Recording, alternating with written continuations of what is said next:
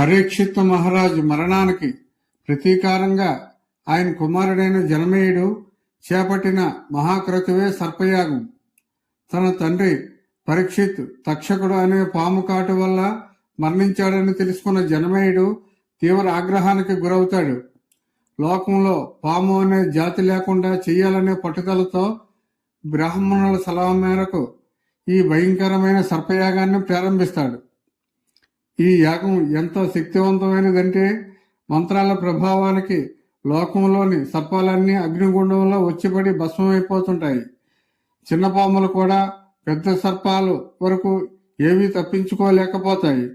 తక్షకుడు భయపడి ఇంద్రుడిని శరణ కోరతాడు. ఇంద్రుడు అతడిని తన సింహాసనం కింద దాచిపెడతాడు.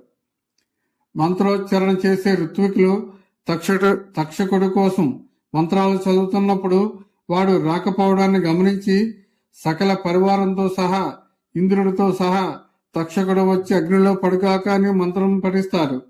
ఆ మంత్రశక్తికి ఇంద్రుడి సింహాసనం కూడా కదిలి తక్షకుడితో సహా ఇంద్రుడు కూడా అగ్నిగుండం వైపు లాగబడతాడు.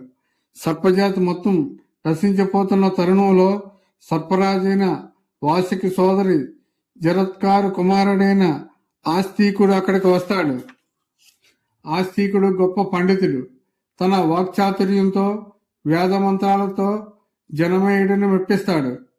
సంతోషించిన జనమేయుడు ఆస్తికుడిని వరం కోరుకోమనగా ఆయన ఈ సర్పయాగాన్ని వెంటనే ఆపేయ్ అని కోరుతాడు.